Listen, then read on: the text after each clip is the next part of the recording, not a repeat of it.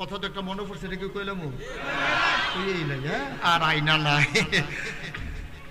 এই ওই এক লোক যে চুরি করে, প্রায় 40 বছর হয়েছে লোকটা চুরি করে। 39 বছর তারে কেউ ধরতে পারে নাই।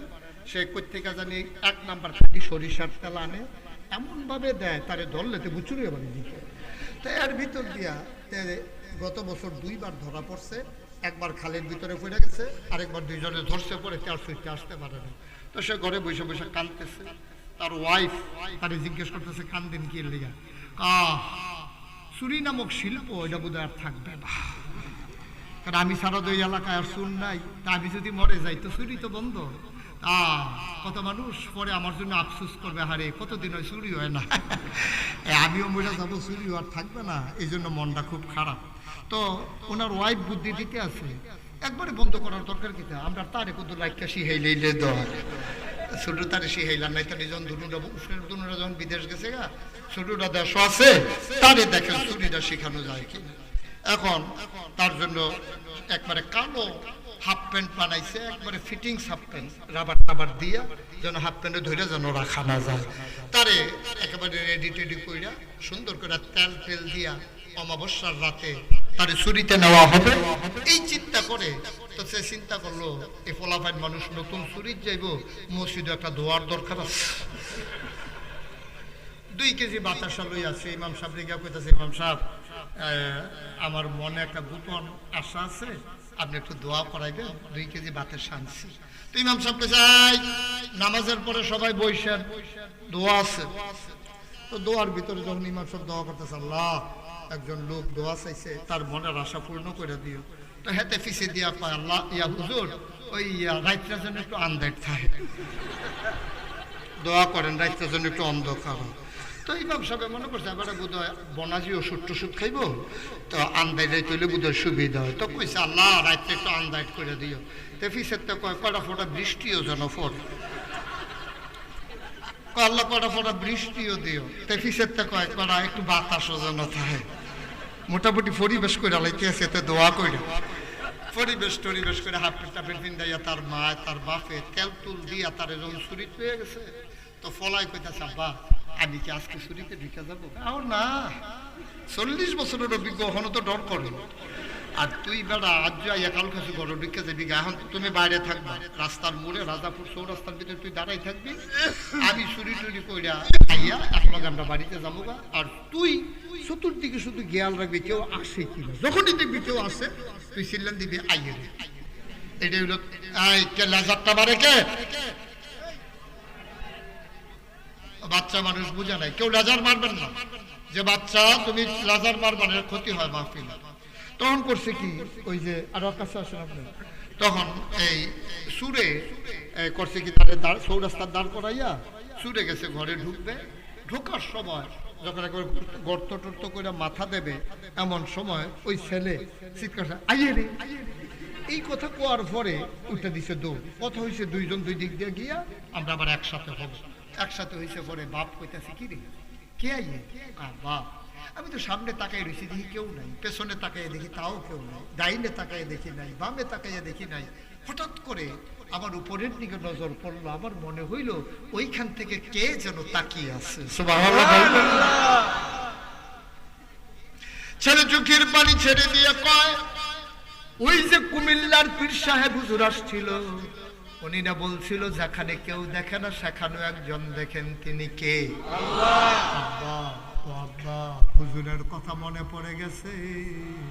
আমি ডাইনে তাকাই, বামে তাকাই, সামনে তাকাই, পেছনে তাকাই, দেখি কেউ নাই। হঠাৎ করে মনে হলো যেখানে কেউ দেখে না একজন তো দেখে, তিনি তো আমার আল্লাহ। আমার মনে হইল ওই আল্লাহ যেন আমাদের দিকে তাকাই রইছে, এই জন্য আমি বলছি আইয়ে। এই জন্য আমরা দৌড় দিছি। ছেলেদের জড়াইয়া ধরলেন বাবা, চোখের পানি ছেড়ে দিয়ে কান্দে, ও সন্তান আমার 40 বছর চুরি করলাম, কোনদিন এই ভয় অন্তরে পয়দা হয় নাই, তুমি আজকে আমার আল্লাহ চিনাই দিছো। চলো চলো চলো বাড়িতে যাই। বাড়িতে যখন গেল, বেগম সাহেব দৌড়াইয়া বেরোইছে, আজকে কি চুরি করছেন? আজকে বড় দামি জিনিস চুরি হয়ে গেছে। কয় কি দামি জিনিস? কানের জিনিস না গলার বালা না হাতের বালা? কয় না, এই জায়গায় রাখছি।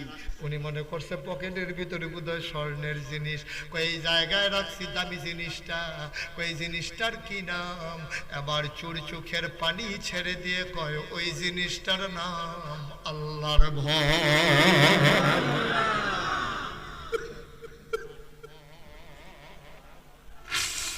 রাজাপুরের মানুষ গভীর মনোযোগ মন দিয়ে শুনো রে আব্বা, আমরা জীবনে কত কাজ করলাম, কোনদিন মাথায় আসলো না আল্লাহ যে দেখেন।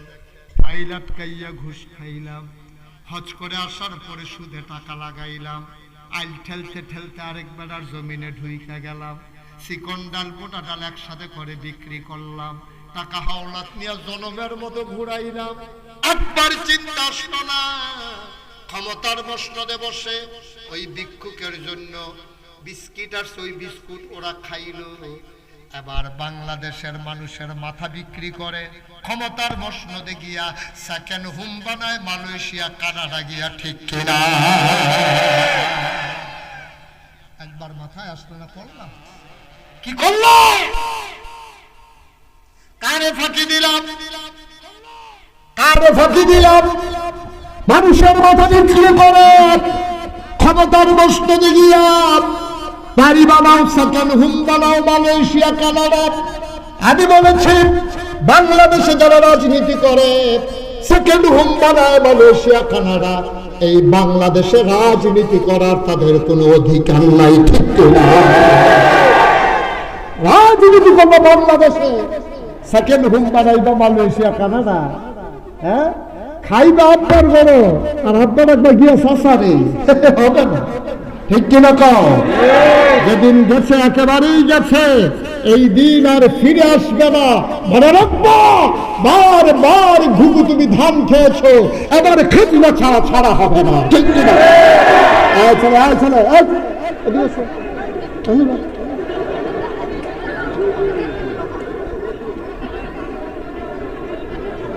হয়তো চিনছে না কোন হুজুরের ওয়াজ শুনতে আছে। এটা উদিন না মাহফিলে না, সিফা দিয়ে বইয়া থাক।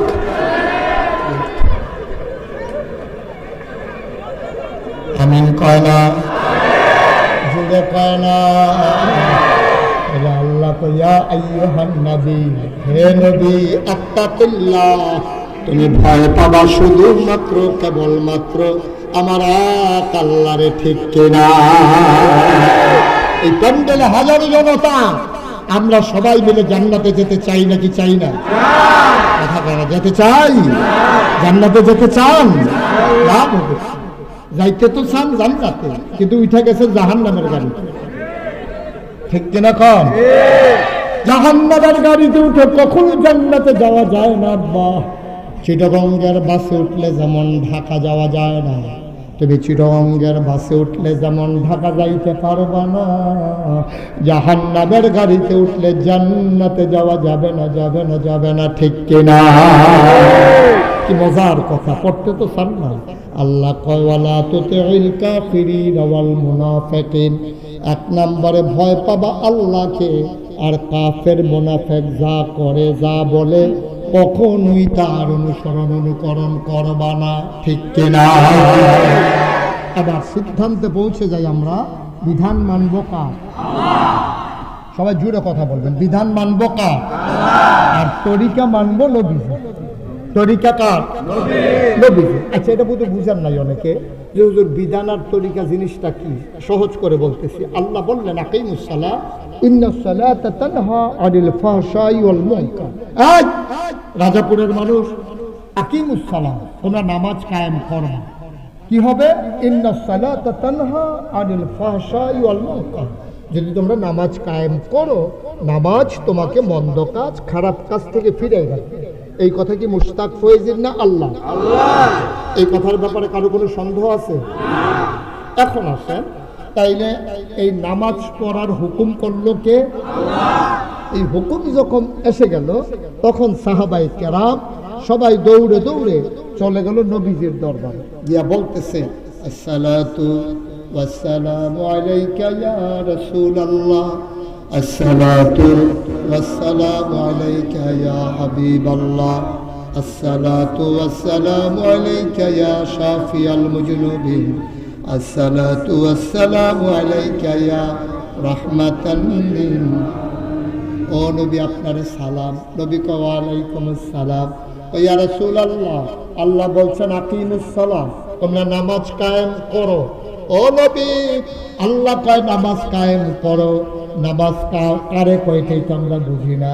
নবীজি মুচকি হাসলেন, বললেন ঠিক আছে, আসল জায়গায় চলে আসছো।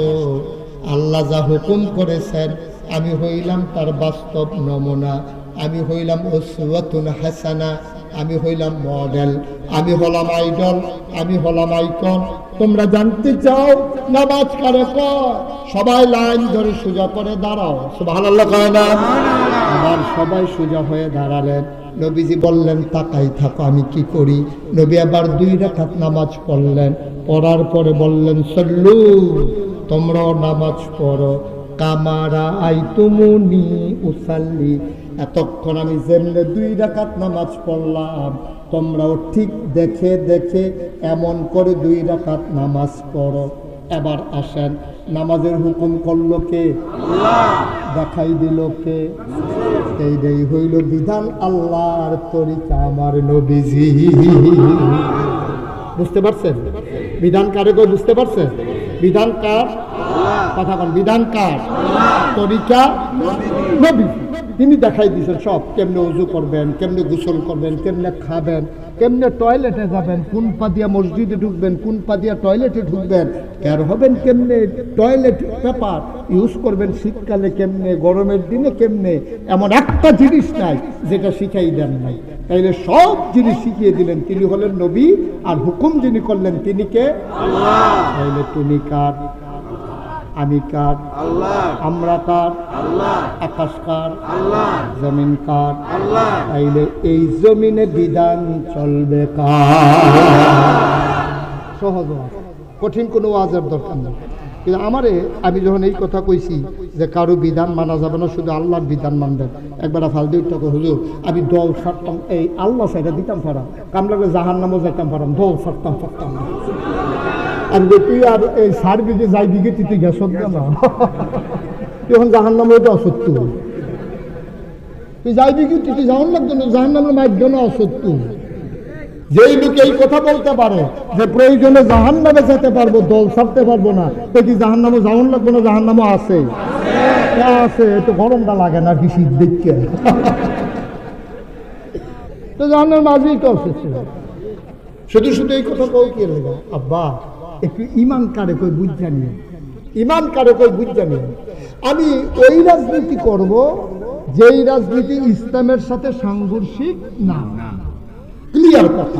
এখানে কোনো দল মত, আমি কোনো দলের কথা বুঝি না, কোনো মতের কথা বুঝি না, কোনো নেতার কথা বুঝি না, কোনো হুজুরের কথা বুঝি না। আমি ক্লিয়ার বুঝি আমি মুসলিম, ইন্নানি মিনাল মুসলিম। এই যে কয় ফিসা, এটা একটা পরিচয় দেওয়ার লাগে আমার চিনবেন কেমনে? এর লাগে আমার কয় ঢাকাইশের পীর সাহেব, কুমিল্লার পীর সাহেব, এরকম ওনারে কি কয়? মুখতারে কি কয়? কয় মুফতি সাহেব হুজুর, আমারে কয় ফিসা হুজুর। ওই যে উনি পঞ্চায়েতের সভাপতি কারা হয়ে গেছে, সুস্থ অসুস্থ শরীর ভালো না। আচ্ছা, তাইলে এই যে এক একটা পরিচয়, পঞ্চায়েত কমিটির সভাপতি, পীর সাহেব, ইমাম সাহেব, দোকানদার, কাস্টমার, ভুইয়া, চৌধুরী, সরকার, খনকার, ফেসকার, স্বর্ণকার, দফাদার, চকিদার, কন্ট্রাক্টর, কাস্টমার, দোকানদার, এসব সব হলো পরিচয়ের জন্য, ঠিক কিনা কম? এটি কিন্তু আসল পরিচয়। কিয়ামতের ময়দানে আল্লাহ একবার বলবেন, মুশতাক ফয়জি পীর সাহেব এদিকে আসো। অসম্ভব, খোদার কসম এই কথা আল্লাহ বলবেন না। আল্লাহ কি বলবেন? এই গোলাম, গোলাম আমার এদিকে আসো। মনে রাখেন, যদি আল্লাহ আপনার গোলাম কইয়া ডাক দেয়, বুঝবেন যে আপনার কপাল খুলে গেছে। যদি আল্লাহ কয় গোলাম, তাইলে বুঝবেন গোলাম বলে আল্লাহ যেহেতু স্বীকার করেছেন, গোলামের গোলামির বিনিময় জান্নাত অবশ্যই আপনি পেয়ে গেছেন। আর যদি কয় এই গোলামের ঘরের গোলাম, তাইলে বুঝবেন আপনারও কপাল ভালো, আপনার আব্বারও কপাল ভালো। আমাদের আব্বা হইল 4 জন। কয়জন? মঞ্চে যারা আছে তারা কথা না কইলেও সারবে। তারা যে বইয়া রয়েছে বালিশ দিয়ে যে চালাইছেন এটাই তো বেশি। মঞ্চে যারা আছে আওয়াজ আরো বেশি করবে। ওনার চেয়ারটারে একটু ওইদিকে টাইম না ওনার চেয়ে করে ঘুরাই দেন আমার দিকে, আস্তে কারো উপরে দিয়েন না আবার।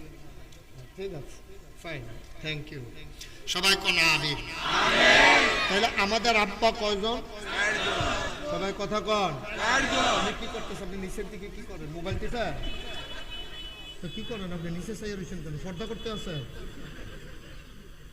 পর্দা নিশীন পুরুষ পাওয়া গেছে। এই চেহারা কেউ দেখাইতো না। এদিকে তাকান, মোবাইল টিপেন কেন? মোবাইল টিপতে টিপতে নাম্বার টিপে ঘুরে লাইছেন আপনার। আমিন বলো জোরে। তাহলে আমাদের আব্বা কয়জন? একজন হলো আদি পিতা আদম, আবুল বশর। 2 নম্বরে জাতির পিতা। আপনি কি অন্য কেউ কওনের মত নাকি? জাতির পিতা কি আরেকজনের কওনের মত আছে? 17 বছর ধরে জাতির পিতা হিসাবে আমার ছেলেগুলারে কতভাবে চেষ্টা করছে আরেকজনের নাম মুখস্থ করানোর লেগিয়া। ঠিক কিনা কম? ফলাফাইন্ডে যতই দেয় বমি হইয়া বাড়ি যায়, ভিতরে যায় না। কারণ এই পৃথিবীর 800 কোটি মানুষ, 200 কোটি মুসলমান, এর ভিতরে 56,000 বর্গ মাইলের টেকনাফ থেকে তেঁতুলিয়া, রূপসা থেকে পাথুরিয়া, সুন্দরবন থেকে বান্দরবন, এই জনপদে 18 কোটি মানুষের মাঝে শতকরা 92 জন লোক মুসলমান। আজকের এই রাজাপুরের সম্মেলন থেকে জানিয়ে দিতে হবে আমরা শতকরা 92 জন লোক বাংলার মুসলমান। ইব্রাহিম ছাড়া আর কাউকে জাতির পিতা মানি না। ঠিক কি না? মুসলমান মানুষের আব্বা হইল 4 জন। কয়জন? কথা কয় না কয়জন? 1 নম্বরে আদি পিতা আদম, 2 নম্বরে জাতির পিতা ইব্রাহিম, 3 নম্বরে রূহানি পিতা নবী মুহাম্মদুর রাসূলুল্লাহ সাল্লাল্লাহু আলাইহি ওয়াসাল্লাম, আর 4 নম্বরে যার যার আব্বা তার ওনারটা ওনার, আমারটা আমার। মারহাবা বলবেন না? তাহলে আব্বা হলো কয়জন? কথা কোন কয়জন? মুসলমান, এক একজন নবীকে আল্লাহকে স্পেশাল কোয়ালিটি দিয়েছেন, অনন্য বৈশিষ্ট্য দিয়েছেন।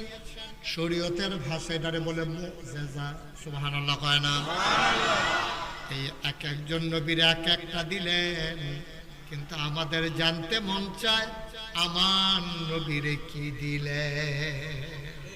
সব নবীরে সব দিলেন, আমার নবীরে কি দিলেন জানতে মন চায় নাকি চায় না?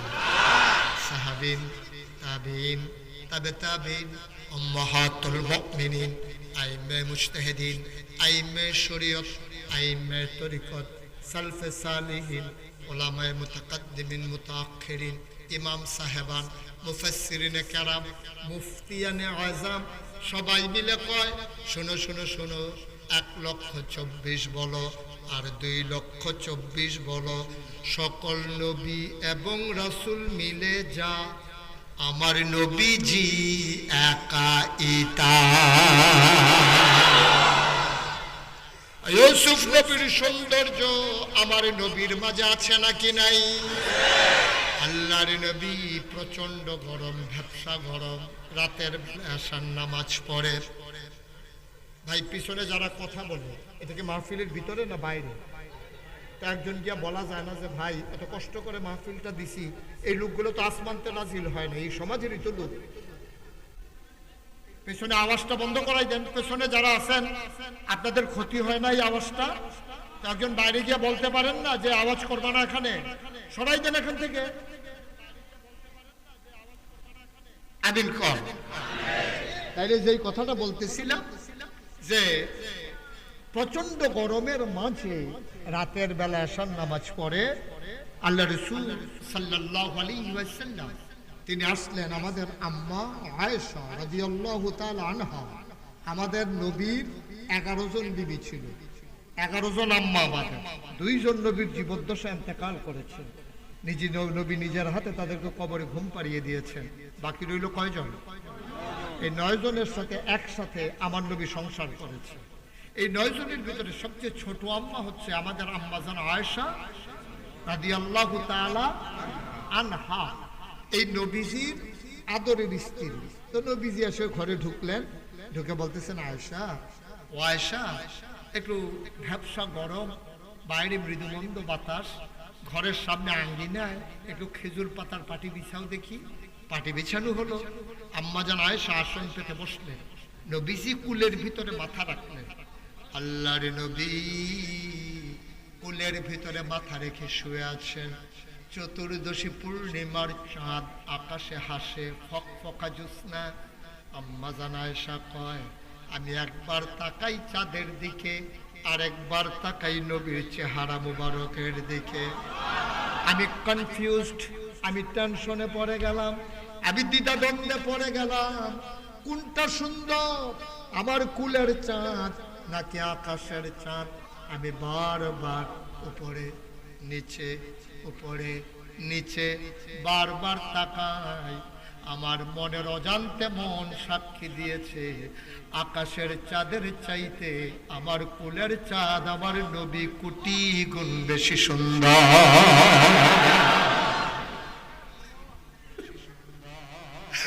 আম্মা জানা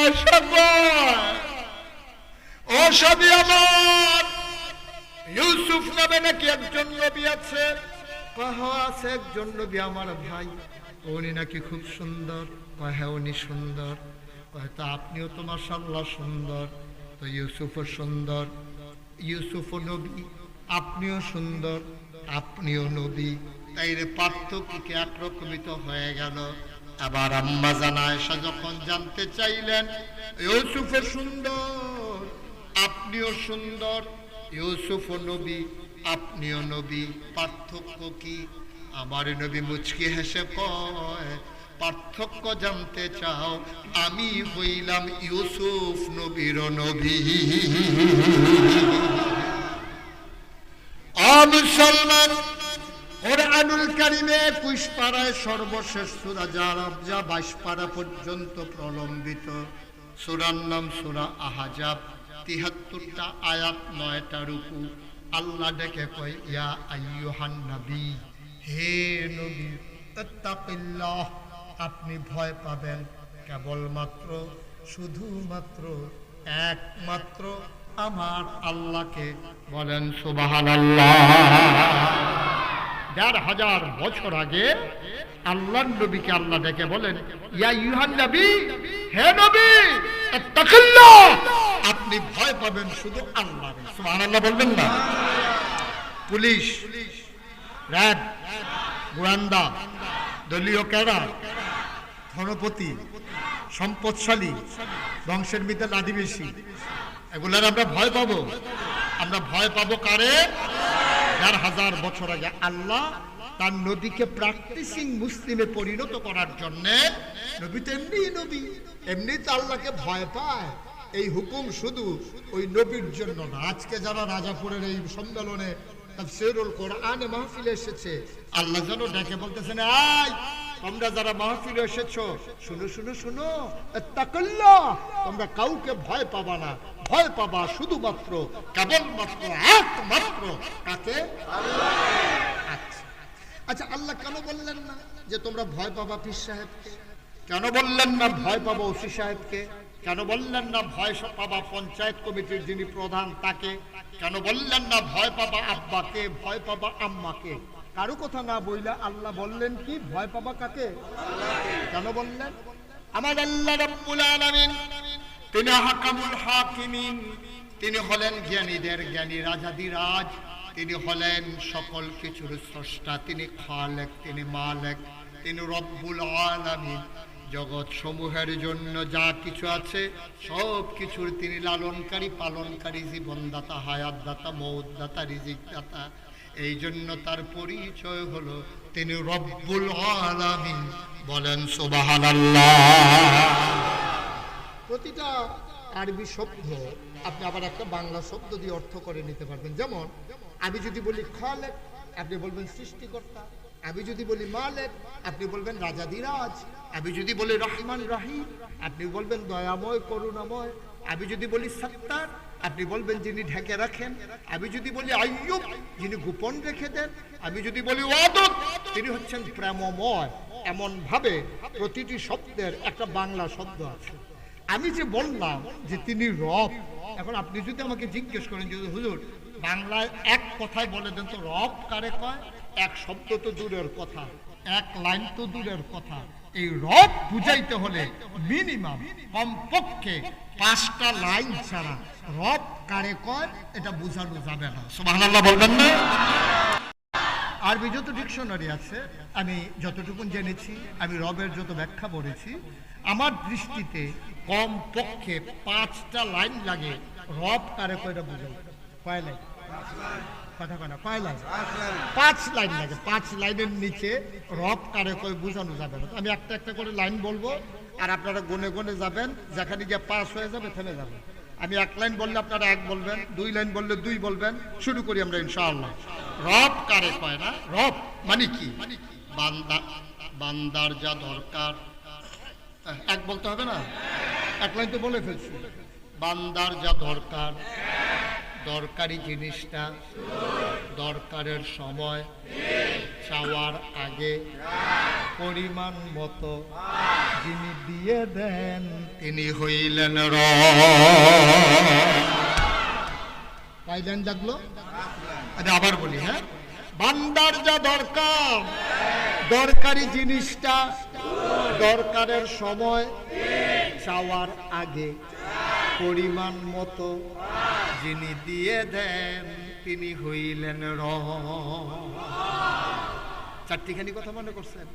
এখন আপনি যদি বলেন যে হুজুর এমন কি জিনিস আছে আমার দরকার আমি জানি না, কি দরকার তাও জানি না, কি পরিমাণ দরকার তাও জানি না, কখন দরকার তাও জানি না, সব তিনি জানেন, আমি জানি না আমার দরকার। হ্যাঁ, আপনি জানেন।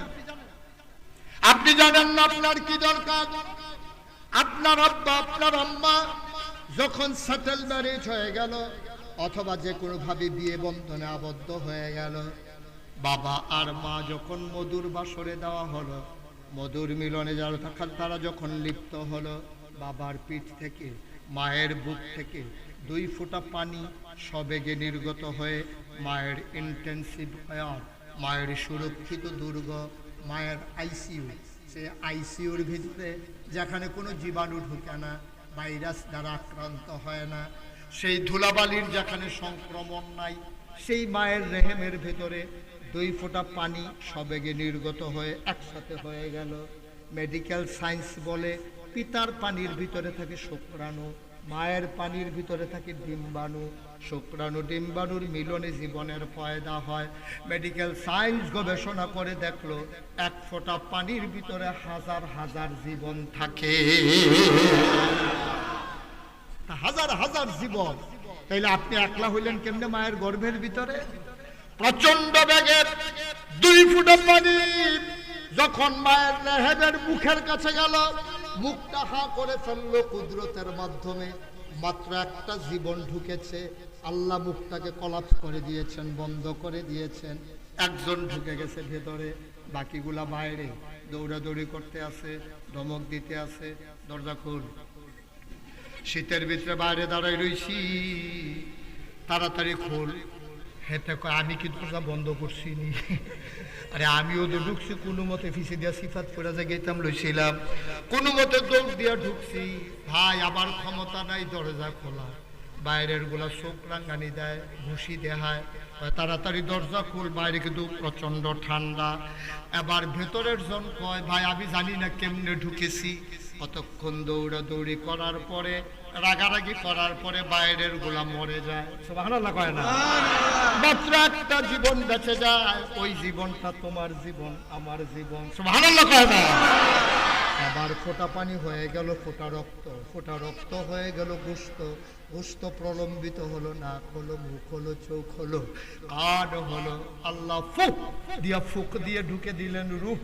এবার রূহ ঢুকে গেল, বান্দা তিল তিল করে বড় হয়। ওই যে বলছিলাম রব কারে কয়, বান্দার যা দরকার, দরকারি জিনিসটা দরকারের সময় চাওয়ার আগে পরিমাণ মতো, সুবহানাল্লাহ জানা। আবার বান্দা পেটের ভিতরে বড় হয়, মায়ের রেহেমের ভিতরে বান্দা বড় হয়, মা পাতার পেটে বাচ্চা বড় হয়, মায়ের খবর নাই বাচ্চা খাবে কি।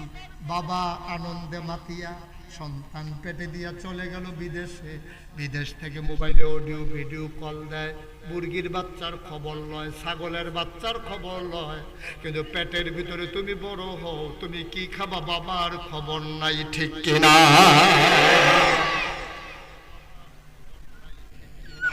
বাবার কাছে সব খবর আছে।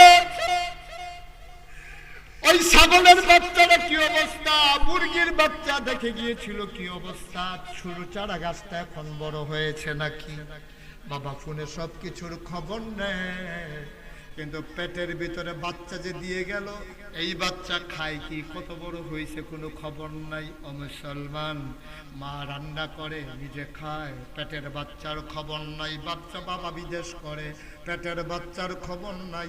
আল্লাহ কয় খবরের দরকার নাই, বান্দা আমার চিন্তাও আমার, বান্দা আমার চিন্তাও আমার। এই জন্য চিন্তা করলেন আল্লাহ, মায়ের হাত নাই, বাবার হাত নাই, কোনো কারো হাত নাই, হাত কার? কি করলেন আল্লাহ জানে। এবার আল্লাহ চিন্তা করলেন, তার তো নাক হয়ে গেছে, চোখ হয়ে গেছে, মুখ হয়ে গেছে, হাত পা হয়ে গেছে, প্রলম্বিত হচ্ছে, তিল তিল করে পেটের বাচ্চা বড় হচ্ছে, খাবারের তো খুব দরকার। বাচ্চা তো জানে না খাবারের দরকার, মাও জানে না, বাবাও জানে না, দুনিয়ার কেউ জানে না, কিন্তু আল্লাহ তো জানেন। এখন খাবার দেবে কোত্থেকে? মায়ের নাভির সাথে সন্তানের নাভির কানেকশন লাগাই দিলেন, সুবহানাল্লাহ কয় না? মায়ের অতিরিক্ত রক্তটা মাসে মাসে যেটা বের হয়ে যেত, ওইটা আল্লাহ বন্ধ করে দিলেন। মায়ের নাভির সাথে কানেকশন লাগাইয়া বাচ্চার পেটের ভিতরে রক্তটা ঢুকিয়ে দিলেন। এখন প্রশ্ন হলো, কেন মুখ দিয়ে দিলেন না? এই রক্ত নাপাক রক্ত, এই মুখ আমি আল্লাহ পাক রাখতে চাই। দুনিয়াতে যখন বান্দা আসবে, তখন বান্দাই মুখ দিয়া বলবে আল্লাহ লা ইলাহা ইল্লাল্লাহ। এই মুখ দিয়া বান্দা জিকির করবে, তাসবিহ পড়বে, কোরআন তেলাওয়াত করবে, নবীর হাদিস পড়বে, দুরূদ পড়বে। যদি রক্ত লাগাইয়া মুখটা নাপাক করে দেই, নাপাক মুখে পাক আল্লাহর নাম নেওয়া লাগবে। এই জন্য ছোট্ট পোটলার ভিতরে আল্লাহ হেফাজত করলেন, মুখের ভিতরে এক ফোঁটা নাপাক রক্ত লাগতে দিলেন না।